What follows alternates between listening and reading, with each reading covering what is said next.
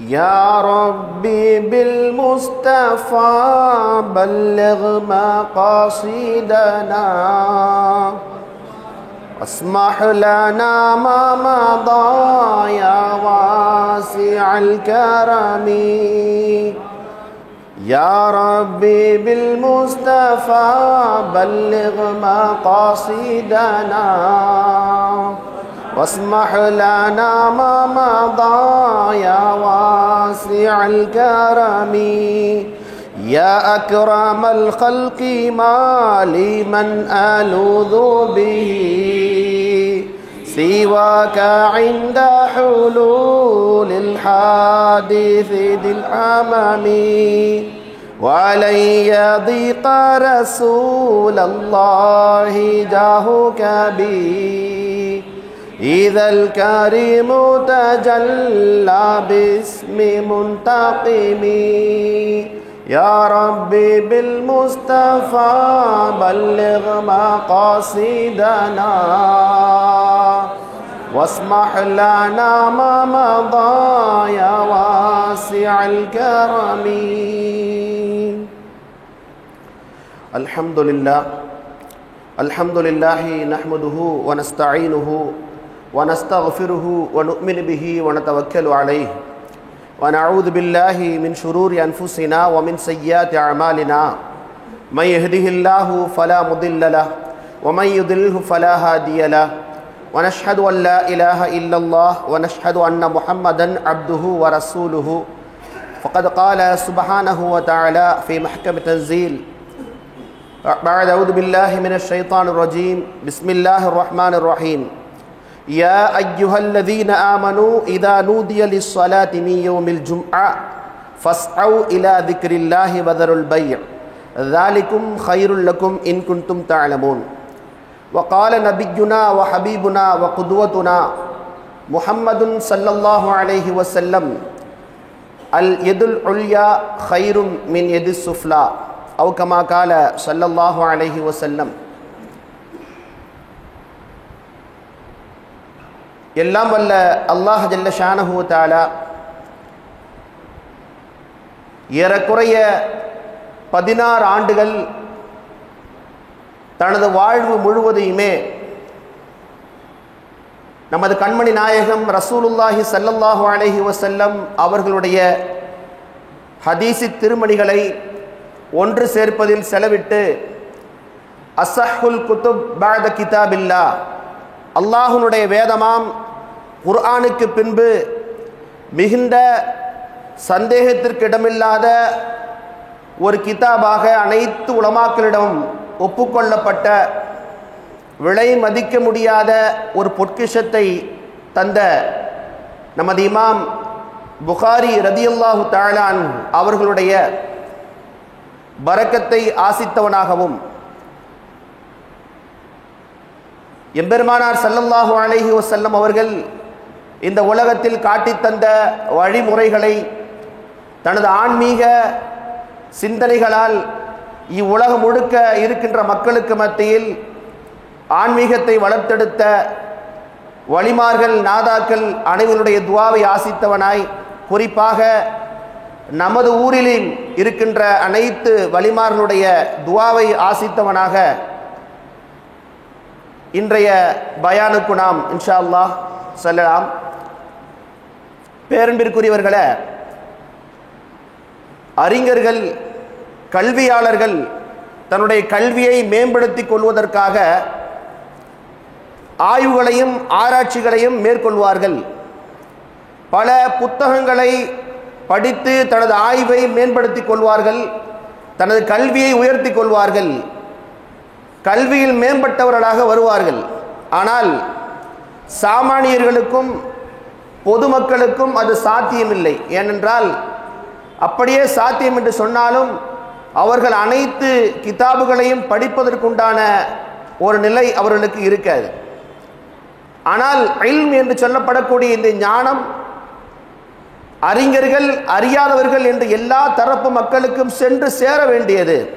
எனவே குறிப்பாக தீனுல் இஸ்லாம் என்ற இந்த மார்க்கத்தை சரியான முறையில் விளங்குவதற்குண்டான அந்த அமைப்பை பெறுவது என்பது அனைத்து மக்கள் மீதும் கட்டாய கடமையாக இருக்கிறது நம் மார்க்கத்திலே. அந்த வகையில் இந்த புகாரி ஷரீஃபினுடைய ஒட்டுமொத்த கித்தாபையும் 30 பகுதிகளாக பிரித்து தினந்தோறும் ஒவ்வொரு பகுதியை காலையிலே உலமா பெருமக்களும் மற்றவர்களும் சிறப்பான முறையிலே ஓதி அடுத்து வரக்கூடிய நகர்வுகளில் அதனுடைய விளக்கங்களை கல்வியில் சிறந்த உலமாக்கள் சொல்லக்கூடிய இந்த சபை என்பது இந்த உலகத்திலே இருக்கின்ற சபைகளில் அல்லாஹுக்கு ஆக பிரித்தமான ஒரு சபை என்பதில் எந்த விதமான எல்லளவும் முனையளவும் சந்தேகத்திற்கு இடம் இருக்க முடியாது. அந்த வகையில் இன்று கித்தாபுல் புயூ என்ற அந்த பாடத்திலே உள்ள ஹதீஸுகள் இங்கே வாசிக்கப்பட்டன. கித்தாபுல் புயூ என்பது வியாபாரம் சம்பந்தமான தலைப்புகளை உள்ளடக்கிய ஒரு பாடமாகும். இந்த பாடத்திலே நமது இமாம் புகாரி நாயகம் ரதியல்லாஹு தஆலா அவர்கள் வியாபாரம் சம்பந்தப்பட்ட ஹதீஸுகளை மற்றும் ஒன்றிணைக்காமல் ஒரு இஸ்லாமிய பொருளாதாரம் எப்படி இருக்க வேண்டும், பொருளீட்டக்கூடிய முறை முஸ்லிம்களுக்கு எவ்வாறு இருக்க வேண்டும் என்ற அனைத்து கடமைகளையும் உள்ளடக்கியதாக இந்த பாபை அமைத்திருக்கிறார்கள். இந்த ஹதீஸினுடைய இந்த பாடத்தினுடைய முதல் ஹதீஸாக நாம் பார்ப்பது உண்மையிலே நமக்கு தெரிய வேண்டிய விஷயம். அபூ ஹுரைரா ரலியல்லாஹு தஆலா அன்ஹு அவருடைய இஸ்லாம் என்பது ஹிஜ்ரி 7ஆம் நூற்றாண்டிலே ஹிஜ்ரி 7 இஸ்லாத்தை ஏற்றுக்கொண்டார். பெருமானார் ஸல்லல்லாஹு அலைஹி வஸல்லம் அவர்களோடு ஒரு 3 ஆண்டுகள் மட்டுமே அவர்கள் 3.5 ஆண்டுகள் மட்டுமே ரசூலுல்லாஹ்வோடு இருக்கக்கூடிய சூழல் அவர்களுக்கு இருந்தது.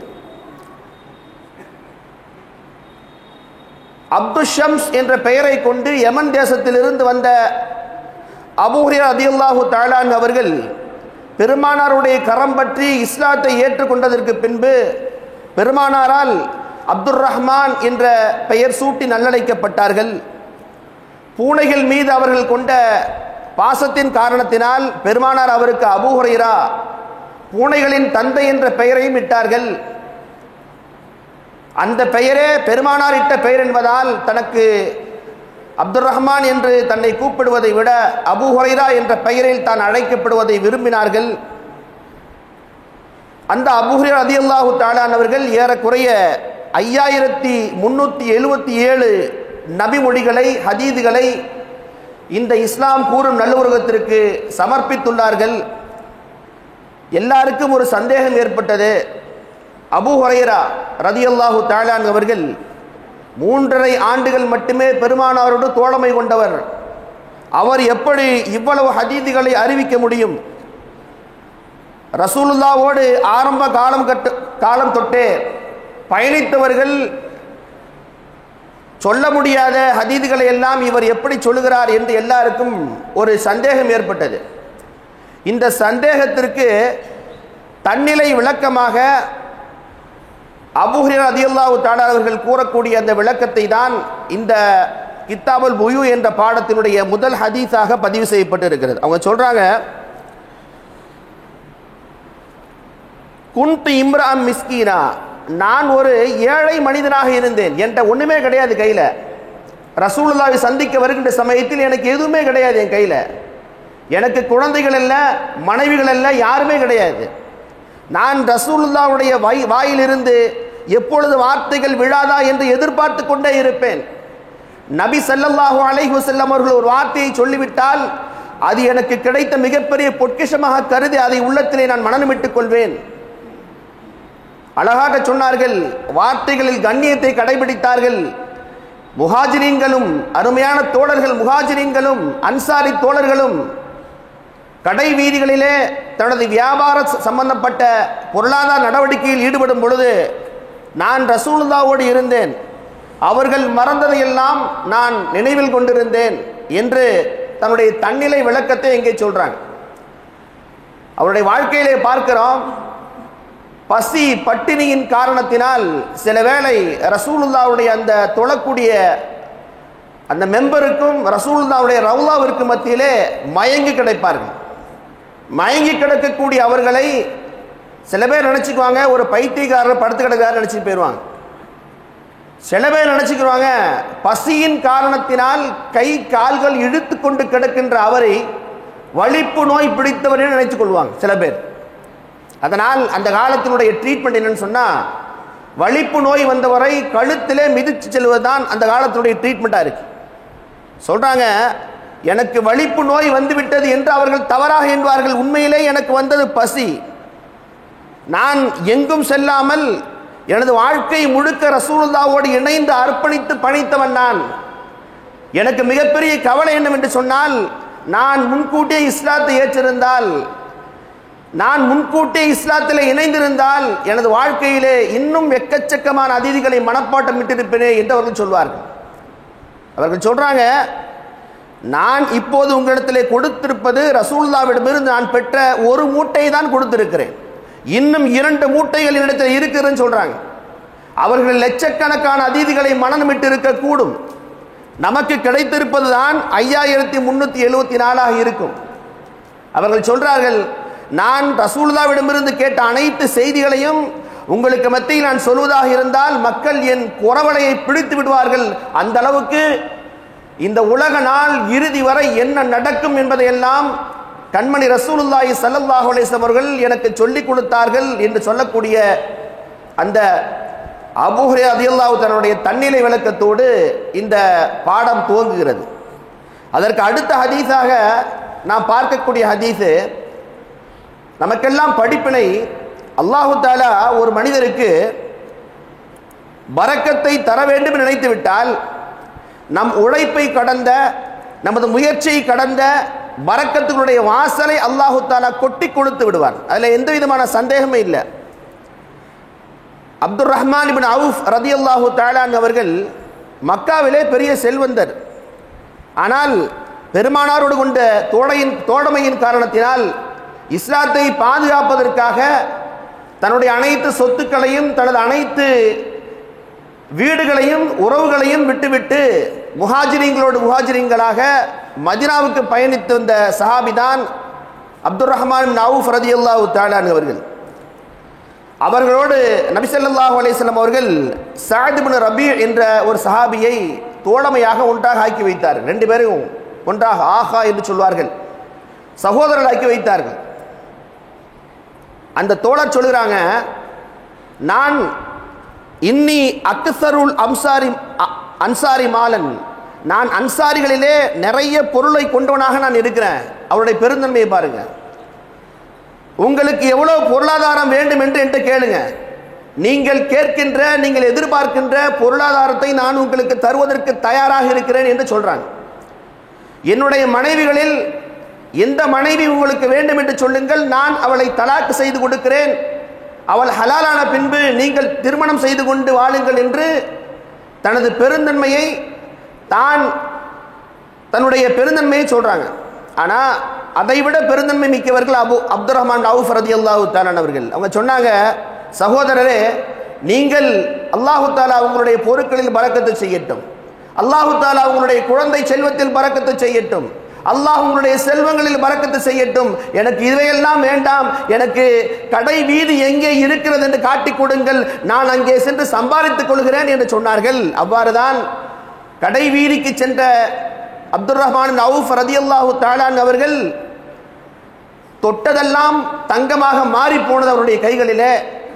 அவர்கள் கை வைத்த அனைத்துமே புதையலாக மாறி போனது. பிற்காலத்திலே அவரை போன்ற ஒரு செல்வந்தரை எங்கும் பார்த்திருக்க முடியாது என்ற அளவுக்கு மிக பெரும் செல்வந்தராக மாறி போனார்கள்.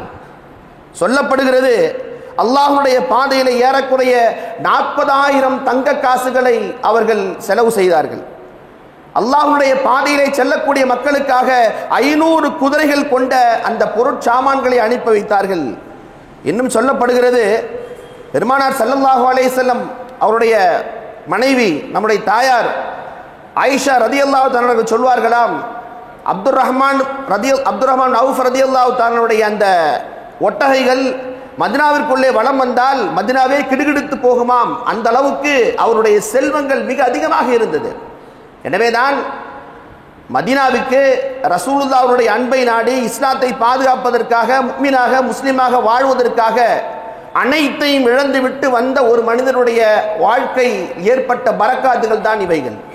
எனவேதான் அல்லாஹு தஆலா ஒரு மனிதருக்கு வளத்தையும் பரக்கத்தையும் தர வேண்டும் என்று முடிவு செய்துவிட்டால் கொஞ்சம் கூட பாக்கி இல்லாமல் எல்லாருக்கும் மழை பொழிவதை போல் அல்லாஹு தஆலா பொழிய வைத்து என்பதில் எந்த விதமான சந்தேகமும் கிடையாது. உலகத்தில் நாம் வாழக்கூடிய இந்த வாழ்க்கை என்பது ரொம்ப முக்கியமான விஷயம். பொருளாதாரம் அப்படிங்கிறது, இந்த பொருளாதாரம் என்பது வாழ்க்கையில் அனைத்து நிலைகளிலும் கடந்து வருகிறது. ஒரு மனிதர் தன்னையும் தன்னுடைய மனைவிகளையும் தன்னுடைய மக்களையும் வளர்ப்பதற்கு மூல ஆதாரமாக இருப்பது பொருளாதாரம் தான். இந்த பொருளாதாரத்தை எப்படி ஈட்டுவது, இந்த பொருளாதாரத்தை எப்படி சம்பாதிப்பது என்பது குறித்து தான் இந்த பாடங்களிலே அதிகமாக பேசப்பட்டுள்ளது. ஒரு ஹதீஸிலே பார்க்கிறோம், பெருமானார் ஸல்லல்லாஹு அலைஹி வஸல்லம் சொல்வாங்க, லா தஸூலு கதமா அப்தின் யௌமல் கியாமா ஹத்தா யுஸ்அல அன் உம்ரிஹி ஃபீமா அஃப்னா. ஒரு சில கேள்விகள் கேட்கப்படும் வரை ஒரு மனிதனுடைய கால் மறுமை நாளிலே நகர முடியாது. அல்லாஹ் தஆலா சில கேள்விகளை கேட்பான். அந்த கேள்விக்கு பதில் சொல்லும் வரை ஒரு மனிதனுடைய கால் தனது இடத்தை விட்டு நகர முடியாது. அதில் ஒரு கேள்வி என்னவென்று சொன்னால், அன் மாலிஹி, அவருடைய பொருளாதாரத்தை பற்றி கேட்கப்படும். மின் ஐன இக்தஸபஹு, நீ அதை எங்கிருந்து சம்பாதித்தா என்று கேட்கப்படும். அது மட்டுமல்ல, சம்பாதிப்பதற்கு மட்டும் கேள்வி கணக்கு அல்ல, செலவழிப்பதற்கும் கேள்வி கணக்கு இருக்கிறது. வ ஃபீம அன்ஃபகஹு, அதை எதிலே நீ செலவிட்டா என்றும் கேட்கப்படும்.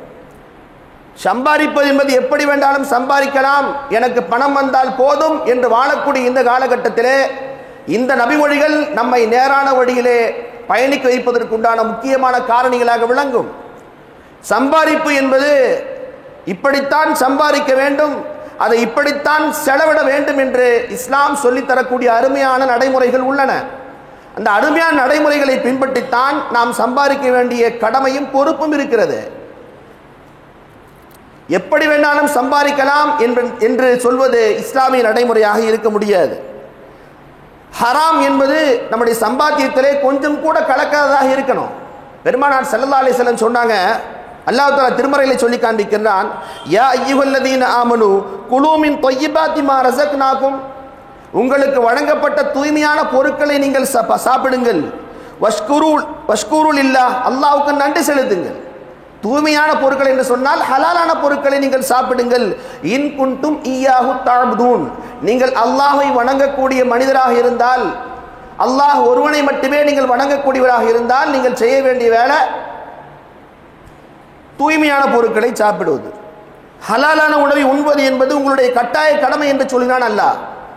இன்னும் இதே கருத்திலே இன்னொரு ஆயத்தை அல்லாஹ் சொல்றான், ஃபகுலூ மிம்மா ரஸக்னாகும் ஹலாலன் தொய்யிபா, உங்களுக்கு கொடுக்கப்பட்டிருக்கின்ற ஹலாலான பரிசுத்தமான உணவை நீங்கள் சாப்பிடுங்கள் என்று அல்லாஹ் சொல்றான். வஷ்குரு நிஅமத் அல்லாஹ், அல்லாஹ்வுடைய நிஅமத்துக்கு நீங்கள் நன்றி செலுத்திக் கொள்ளுங்கள். இன் குன்தும் ஈயாஹு தஅபுதூன், மீண்டும் அதே வார்த்தை அல்லாஹ் பதிவு செய்கின்றான், நீங்கள் உண்மையிலேயே அல்லாஹ்வை வணங்கக்கூடிய, அல்லாஹ்வை இபாதத் செய்யக்கூடியவர்களாக இருந்தால் நீங்கள் ஹலாலான உணவை சாப்பிடுங்கள் என்று அல்லாஹ் தஆலா சொல்லி காண்பிக்கின்றான். எனவேதான் கண்மணி ரசூலுல்லாஹி ஸல்லல்லாஹு அலைஹி வஸல்லம் சொல்வார்கள், தலபு கஸ்பில் ஹலாலி ஃபரீதத்துன் பஅதல் ஃபரீதா, ஹலாலான உணவை சம்பாதிப்பது என்பது, நாம் சம்பாதிக்கக்கூடிய சம்பாத்தியத்திலே ஹலாலை தேடுவது என்பது கடமையான 5 கடமைகளுக்கு அடுத்த கடமையாக ரசூலுல்லாஹ் காட்டி கொடுத்தார்கள். பொருளாதாரம் என்பது ரொம்ப முக்கியமான விஷயம். நாம் சாப்பிடக்கூடிய, நாம் பயன்படுத்தக்கூடிய பொருளாதாரம் என்பது மிக தூய்மையானதாக இருக்கணும். அதில் எந்த விதத்திலுமே ஹராம் கலந்து விடாத பொருளாதாரமாக இருக்க என்பதை நாம் கவனத்திலே கொள்ள வேண்டியிருக்கிறது. மேலும் அல்லாஹு தஆலா திருமறையிலே சொல்லி காண்பிக்கின்றான், யா அய்யுஹன்னாஸ் குலூ மிம்மா ஃபில் அர்தி ஹலாலன் தொய்யிபா வலா தத்தபிஉ குத்துவாத்தி ஷைத்தான்.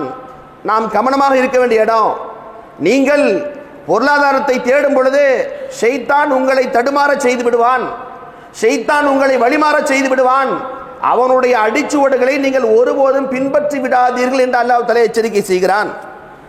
யூசுப் இப்னு அஸ்பாத் என்ற ஒரு பெரியவர், ஒரு வலியுல்லா, அவர்கள் கூறுகிறார்கள், ஷைத்தான் என்ன செய்வான் அப்படின்னா, தன்னுடைய சகாக்களோடு ஆலோசனை நடத்துவான்.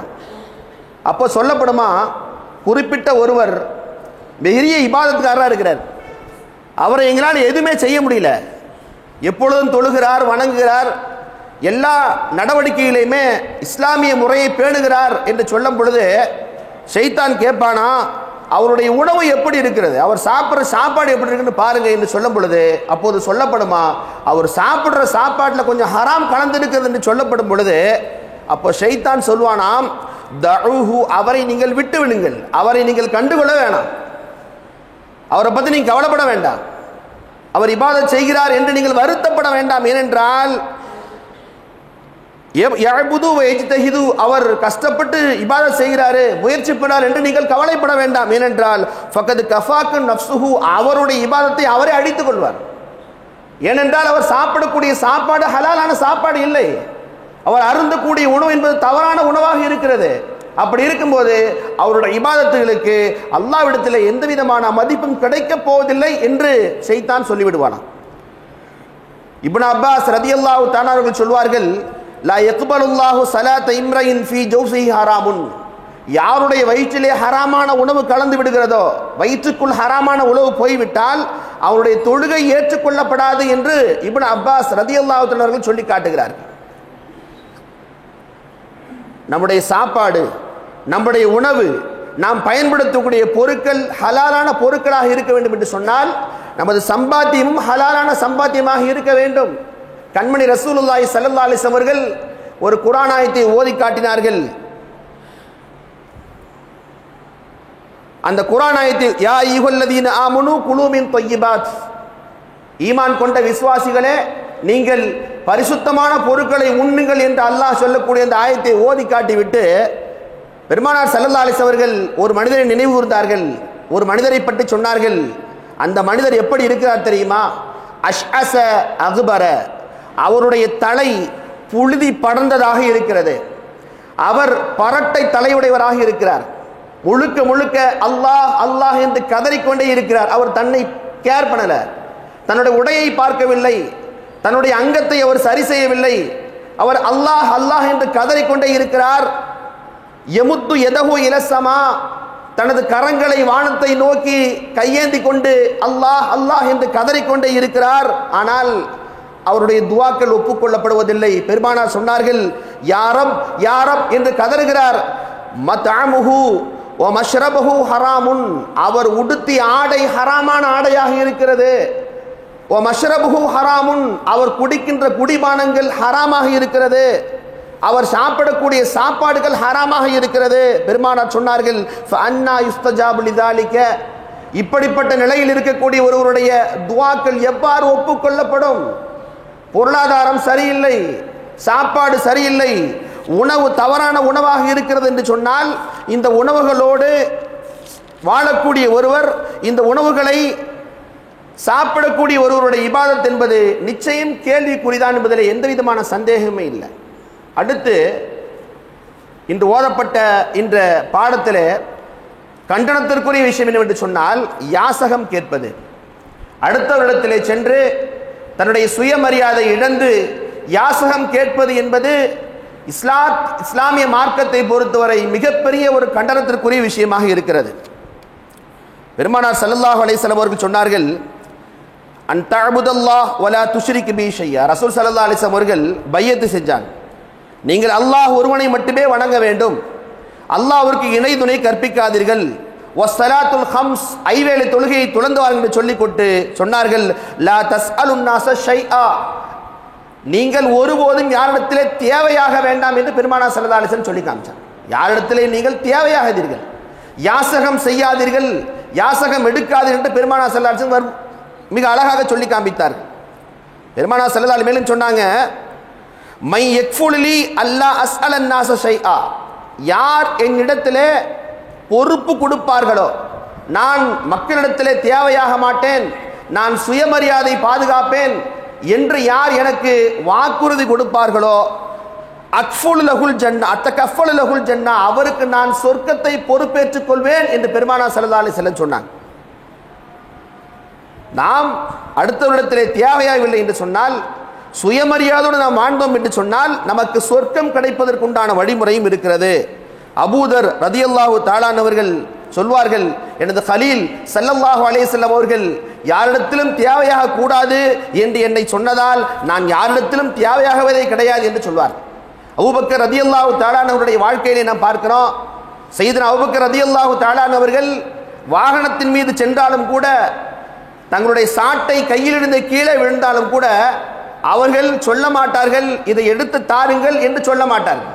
அப்போ அபூதர் ரலியல்லாஹு தஆலா அவர்கள் சொன்ன அந்த செய்தியை பெருமானார் ஸல்லல்லாஹு அலைஹி வஸல்லம் அவர்கள் அபூபக்கர் ரலியல்லாஹு தஆலா அவர்களுக்கு சொல்லி இருக்கக்கூடும். அந்த செய்தி என்பது ஒரு தனிப்பட்ட ஒரு செய்தியாக நாம் தெரியவில்லை. அடுத்தவரிடத்திலே தேவையாகாமல் இருப்பது என்பது, அடுத்தவரிடத்திலே எந்த விதத்திலும் தன்னுடைய சுயமரியாதை இழந்து கேள்விகளை கேட்டு நாம் பெறக்கூடாது என்ற அந்த செய்தியை ரசூலுல்லாஹ் பெரிய முக்கியத்துவக்குரிய விஷயமாக பார்த்திருக்கிறார்கள் என்பதைத்தான் இந்த சம்பவம் நமக்கு நினைவூட்டுகிறது. மேலும் பல விஷயங்களை பார்க்கிறோம். யார் ஒருவர் யாசகம் கேட்கிறாரோ, யாசகம் கேட்பவருடைய முகம் என்பது கீறப்பட்டு மிகவும் கோரமான முறையிலே அவர் மறுமை நாளை எழுப்பப்படுவார் என்ற ஹதீதுகள் நமக்கு பதிவாயிருக்கு. எந்த ஒரு மனிதர் யாசகம் கேட்கிறாரோ, யாசகம் கேட்பவருடைய முகம் கண்ணா பின்னாவென்று கோரப்பட்டு கீறு கிழிக்கப்பட்டு மிகவும் மோசமான முறையிலே அவர் எழுப்பப்படுவார் என்ற அந்த செய்தியையும் நாம் பார்க்கிறோம். அப்போ இவைகள் அனைத்தும் இஸ்லாம் நமக்கு தடுத்திருக்கின்ற செயல்களாக இருக்கிறது. இவைகள் இல்லாமல் நம்முடைய பொருளாதாரம் என்பது எப்படி இருக்க வேண்டும் என்று சொன்னால், உழைப்பை அடிப்படையாக கொண்ட பொருளாதாரமாக இருக்கணும். பெருமானார் ஸல்லல்லாஹு அலைஹி வஸல்லம் சொன்னாங்க, மிக்தாம் ரலியல்லாஹு அன்ஹு அறிவிச்சு கொடுக்குறாங்க, மா அக்கல அஹதுன் தஆமுன் கத்து கைரன் மின் ஐ யஅகுல மின் அமலி யதிஹி. அல்லாஹ்வுக்கு பிடித்தமான உணவு எது தெரியுமா? ஒரு மனிதர் தன் கையினால் உழைத்து சாப்பிடக்கூடிய அந்த உணவு இருக்கிறது, அதை விட அல்லாஹ்விற்கு பிடித்தமான உணவு எதுவுமே இல்லை என்று பெருமானார் ஸல்லல்லாஹு அலைஹி வஸல்லம் சொல்லி காமிச்சார்.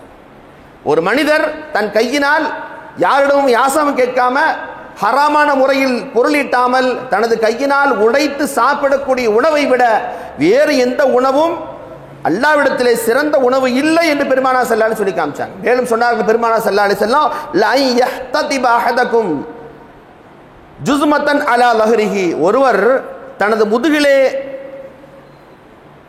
விறகுகளை சுமந்து செல்வது என்பது, விறகுகளை சுமந்து சென்று கடைத்தெருவிலே விற்பது என்பது அவருக்கு சிறந்தது.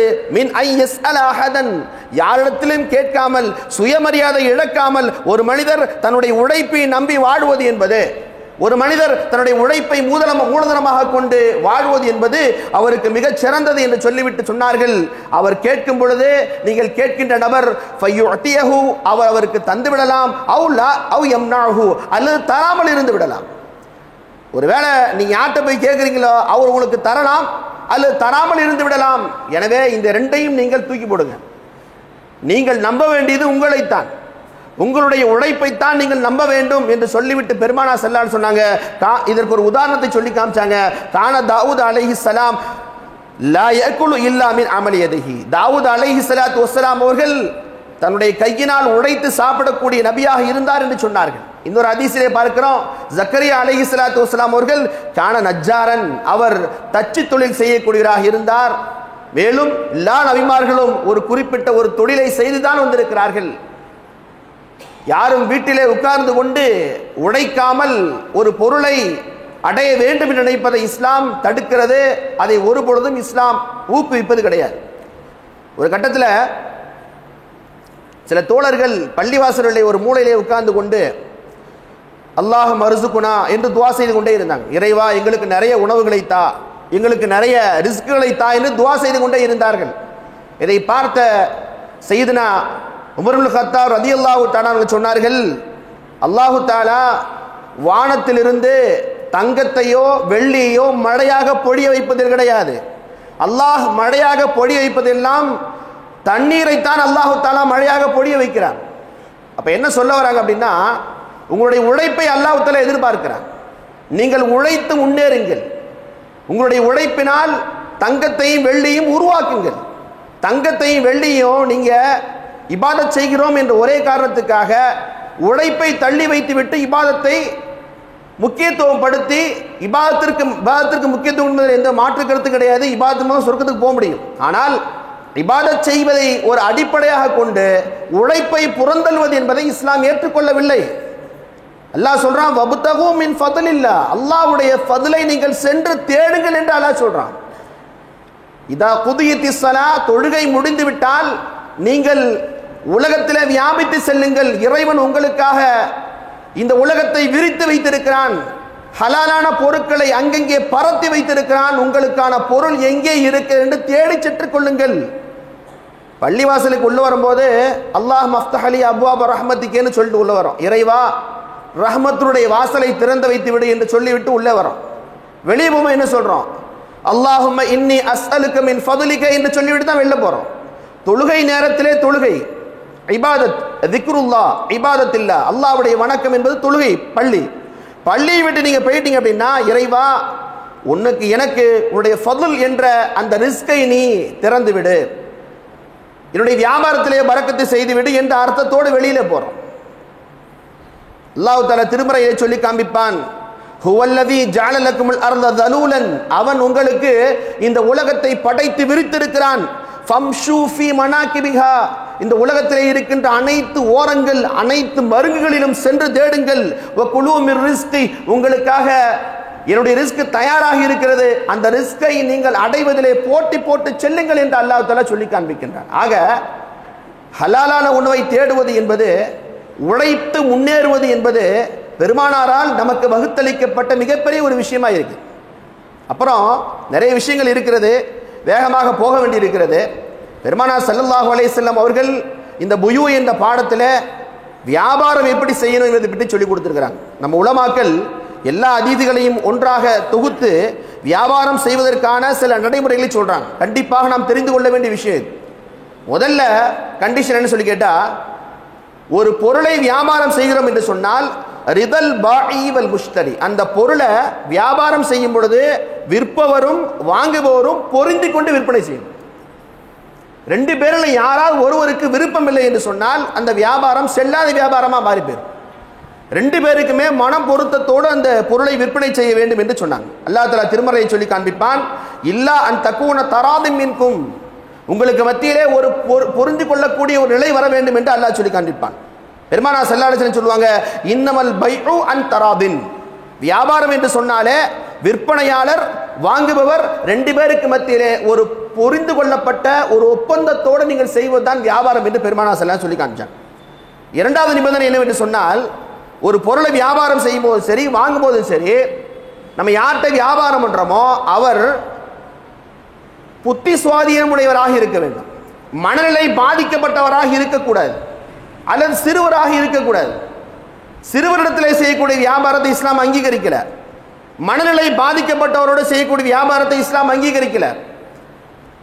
திருமறையிலே அல்லாஹ் தஆலா சொல்லி காண்பிக்கின்றான், வபுத்தலுல் யதாமா ஹத்தா இதா பலகுன் நிகாஹ் ஃபைன் ஆனஸ்தும் மின்ஹும் ருஷ்டன் ஃபத்ஃபஉ இலைஹி அம்வாலஹும், அனாதை சிறுவர்கள் அவர்களுக்கு இருக்கின்ற சொத்துக்கள் இருந்தால் அந்த சொத்துக்களை எப்போது ஒப்படைப்பது? அவர்கள் அந்த சொத்துக்களை ஆளக்கூடிய அந்த பொருளாதாரத்தை ஆளக்கூடிய நிலை அவர்கள் வந்துவிட்டால் அப்போ அந்த சொத்துக்களை ஒப்படைங்க என்று அல்லாஹ் சொல்லி காண்பிக்கின்றான். அப்போ எல்லாத்துக்கும் ஒரு நிலைமை இருக்கு, ஒரு நேரம் இருக்கு, அந்த நேரத்தில் தான் கொடுக்கணும்.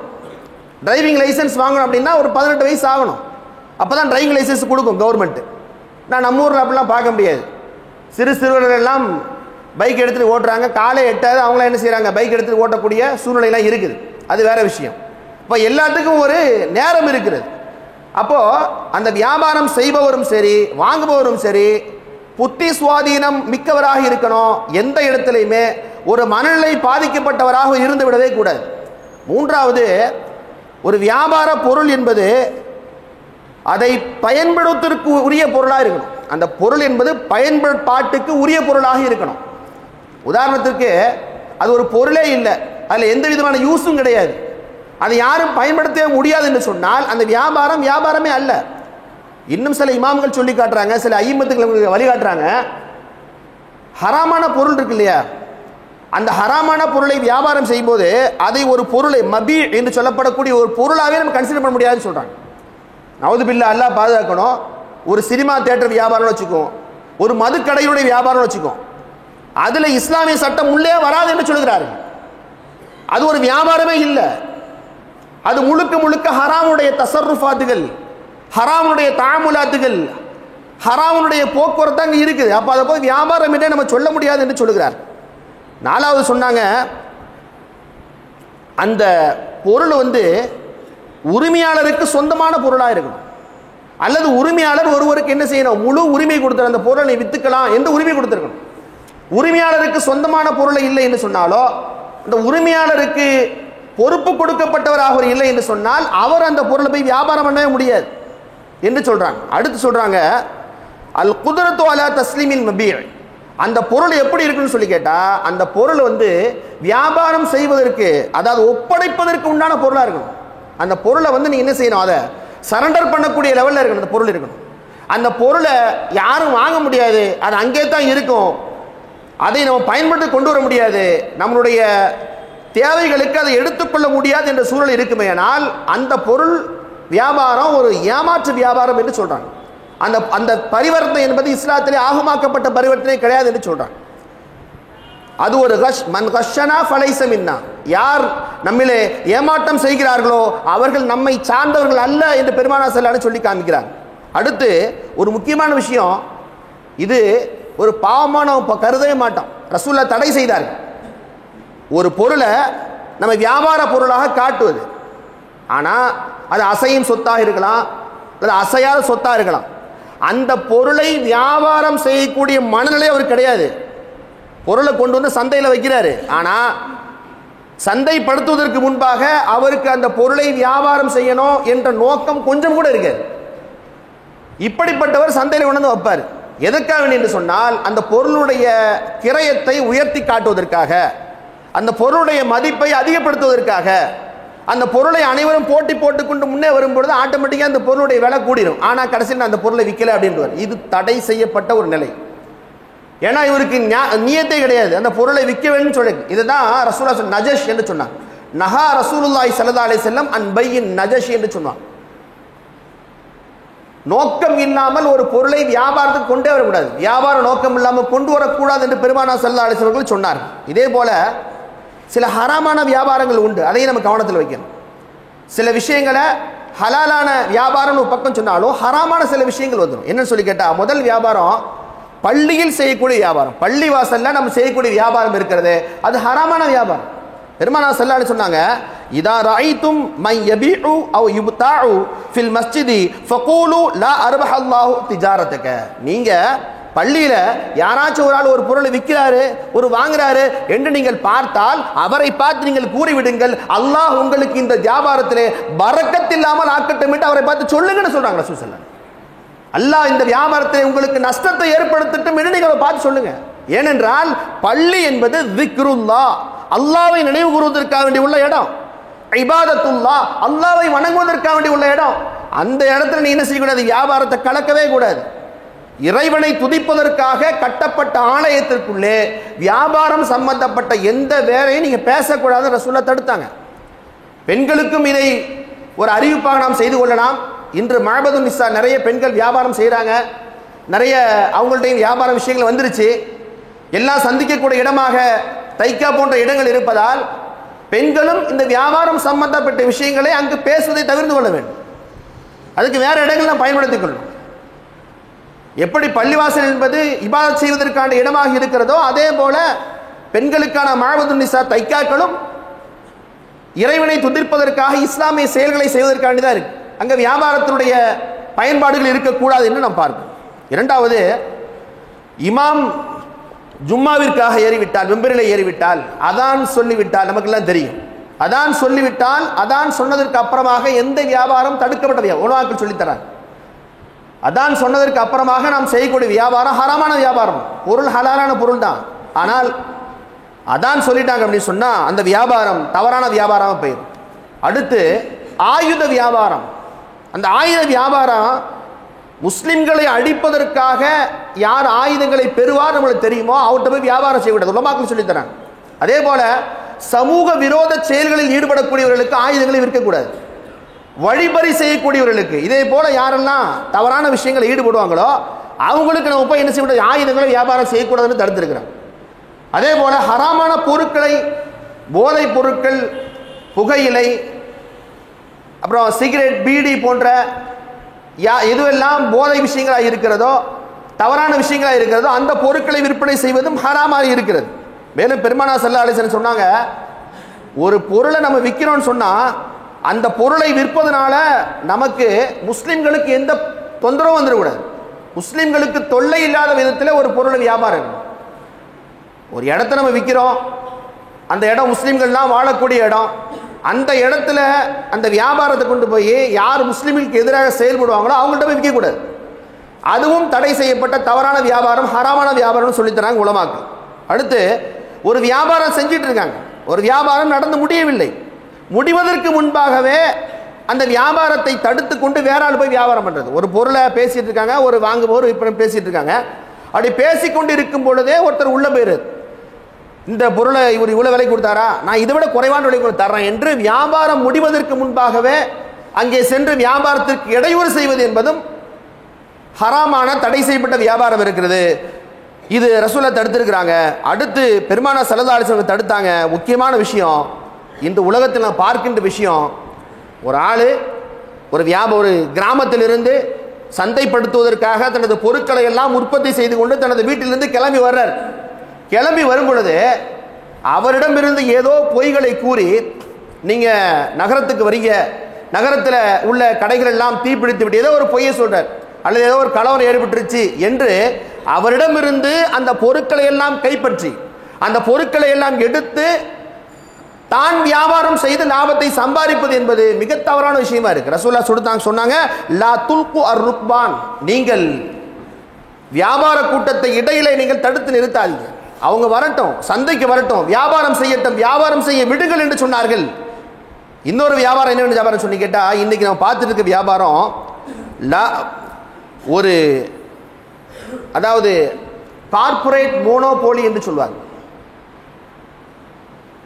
அன்ஆர்கனைஸ் செக்டார் என்று சொல்லப்படக்கூடிய சிறு குறு தொழிலாளர்கள் இந்த வியாபாரம் செய்ய முடியாத நிலை நிலவுகிறது.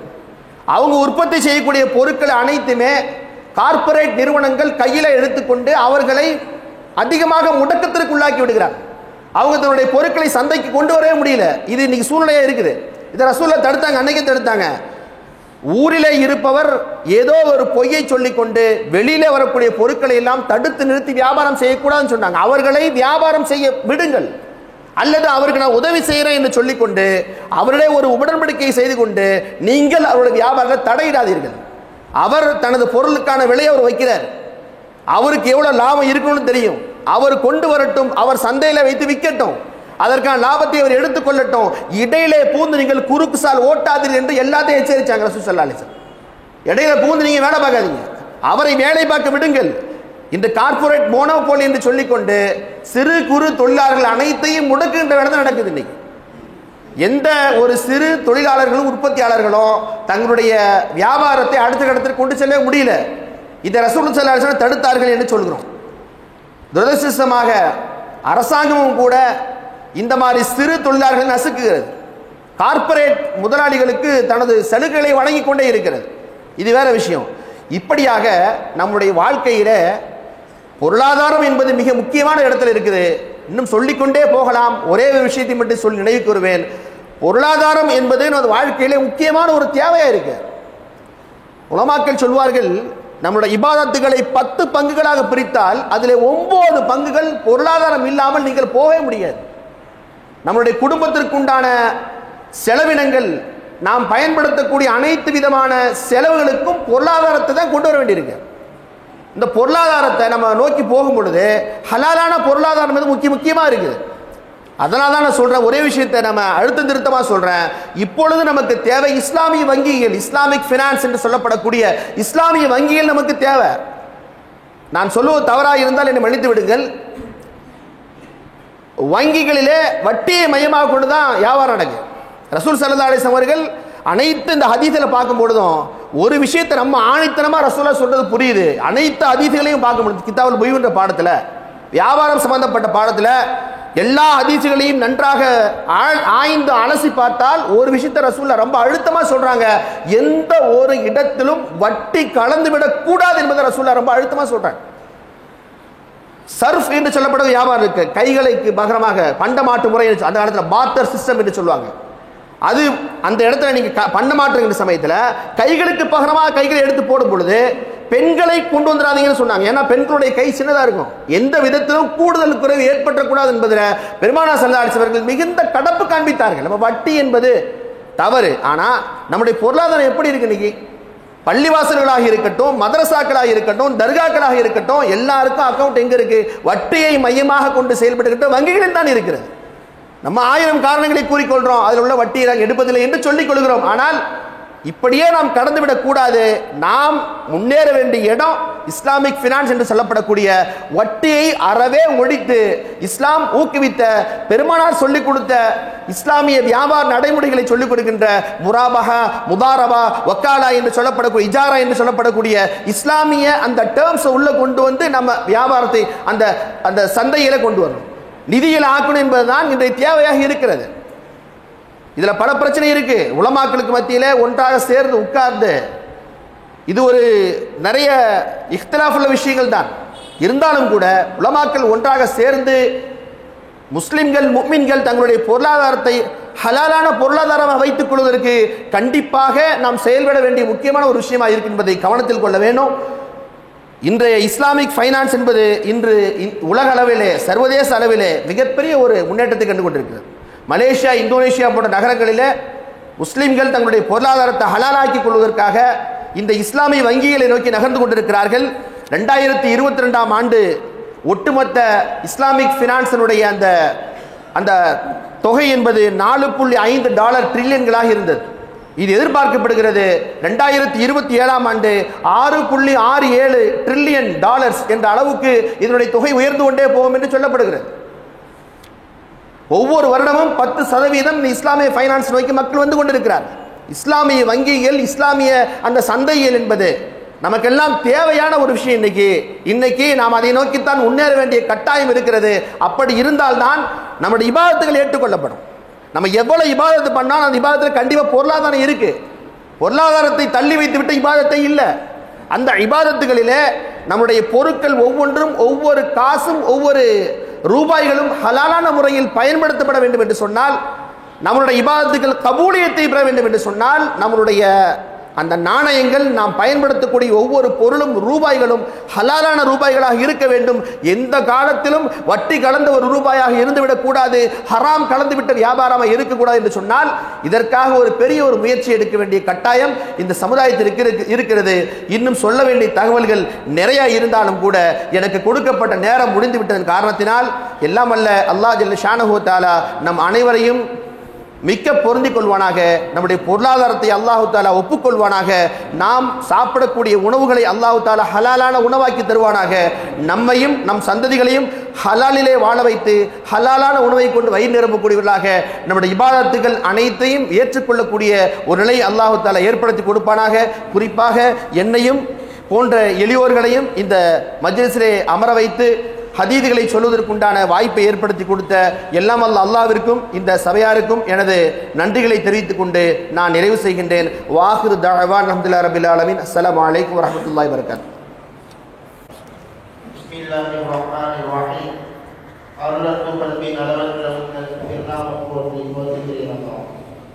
அவனின் தூதராய் அவனில் வந்துதித்த அண்ணலின் பெருமானார் முஹம்மது முஸ்தபா ஸல்லல்லாஹு அலைஹி வஸல்லம் அவர்களின் மீதும் அவர்களின் வழிவந்த அனைவர் மீதும் ஸலவாத்தும் ஸலாமும் உண்டாவதாக.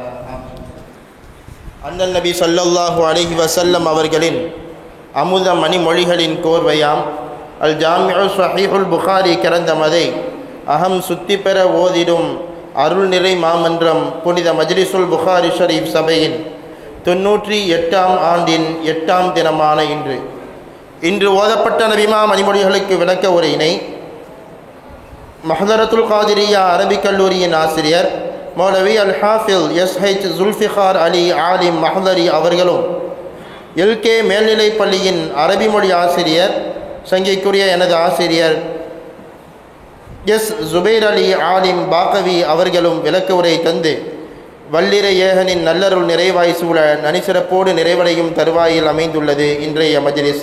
அல்ஹம்துலில்லாஹ் வஷ்ஷுக்ருலில்லாஹ். அல்லாஹ் ஜல்லஷானுஹு தஆலா இந்த மஜ்லிஸை கபூல் செய்து கொள்வானாக. இந்த மஜ்லிஸின் பொருட்டால் நம் உள்ளங்களிலும் இல்லங்களிலும் தேங்கியிருக்கும் ஹலாலான ஹாஜாத்துகளை நிறைவேற்றி தருவானாக. இன்ஷா அல்லாஹ் நாளை ரஜபு பிறை 9 நாளை ஓதப்படும் நபிமா மணிமொழிகளுக்கு விளக்க உரையினை தேவிப்பட்டினம் ஹக்கானியா அரபிக் கல்லூரியின் முதல்வர் கணித்திற்குரிய மௌலானா மௌலவி அல்ஹாஜ் அல்ஹாஃபில் எம் ஷேக் அலி நுஸ்கி ஆலிம் காஷிஃபி காசிமி அவர்கள் விளக்க உரை தர இருக்கிறார்கள். எனவே பொதுமக்களும் பெருமக்களும் குறித்த நேரத்திற்கு மஜ்லிஸிற்கு வருகை தந்து அல்லாஹ்வின் அருளையும் அண்ணல் நபி ஸல்லல்லாஹு அலைஹி வஸல்லம் அவர்களின் நல்லாசியும் பெற்ற உங்களை அன்போடு அழைக்கிறோம். தொடர்ந்து இன்றைய மஜ்லிஸிற்கான செலவினை மரைக்கார்பள்ளி தெரு மர்ஹூம் அல்ஹாஜ் எஸ்என் சுல்தான் அப்துல் காதிர் அவர்களின் குடும்பத்தார்கள் ஏற்றுள்ளார்கள்.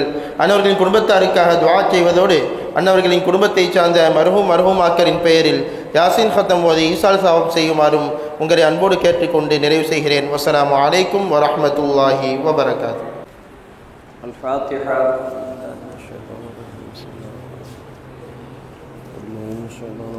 بسم الله الرحمن الرحيم. ياسين صلى الله عليه وسلم. ياسين القرآن الحكيم. إنك لمن المرسلين على صراط مستقيم تنزيل العزيز الرحيم. إنما أمره إذا أراد شيئا يقول له كن فيكون. وسبحان الذي بيده ملكوت كل شيء وإليه ترجعون. الفاتحة.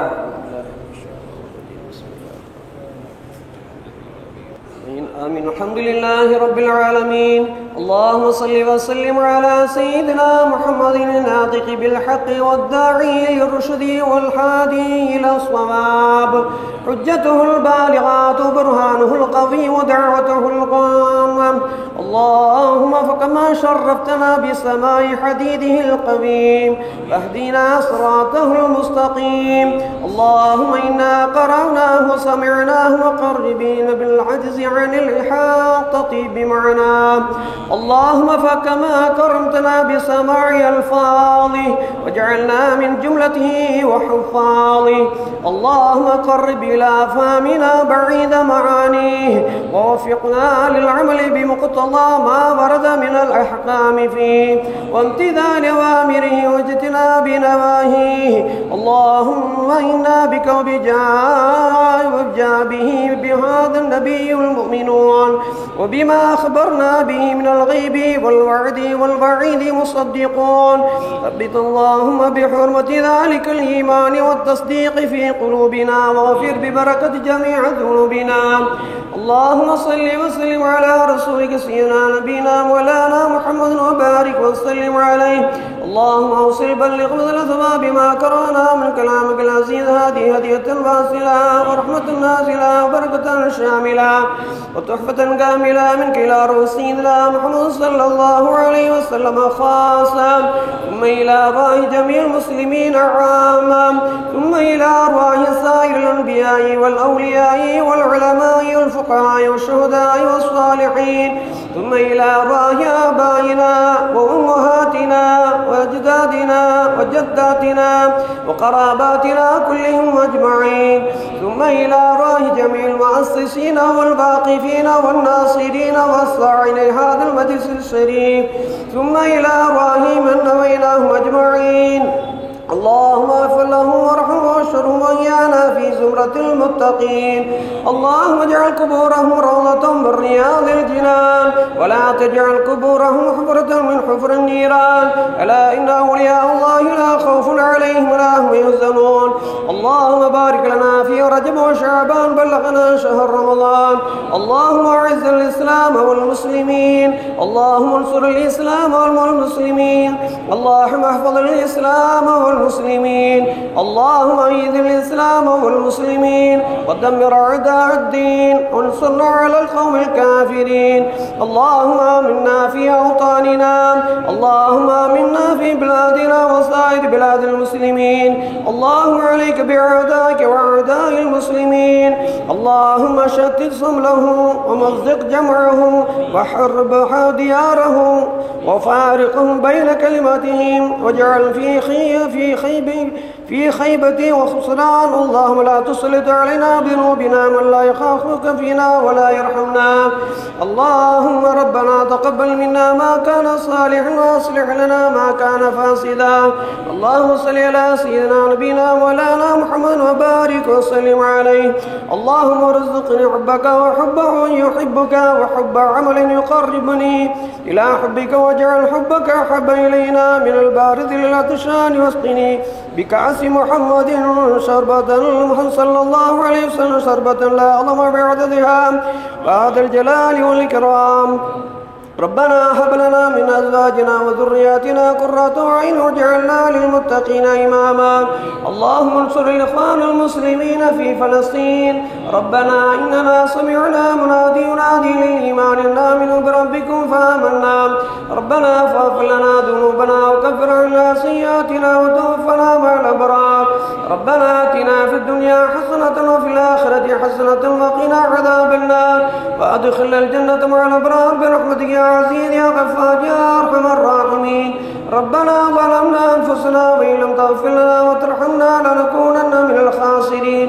ربنا اغفر لي ولوالدي وللمؤمنين يوم يقوم الحساب. ربنا رب ارحمهما كما ربياني صغيرا. ربنا تقبل دعاءنا إنك أنت السميع العليم، وتب علينا يا مولانا إنك أنت التواب الرحيم. وصلى الله تعالى وسلم على خير خلقه سيدنا محمد وعلى آله وأصحابه وأهل بيته وأوليائه أجمعين. سبحان ربك رب العزة عما يصفون وسلام على المرسلين والحمد لله رب العالمين. سبحان ربك رب العزة عما يصفون وسلام على المرسلين والحمد لله رب العالمين. آمين آمين آمين بفضله. سبحان ربك رب العزة عما يصفون وسلام على المرسلين والحمد لله رب العالمين. صلى الله على محمد صلى الله عليه وسلم. صلى الله على محمد صلى الله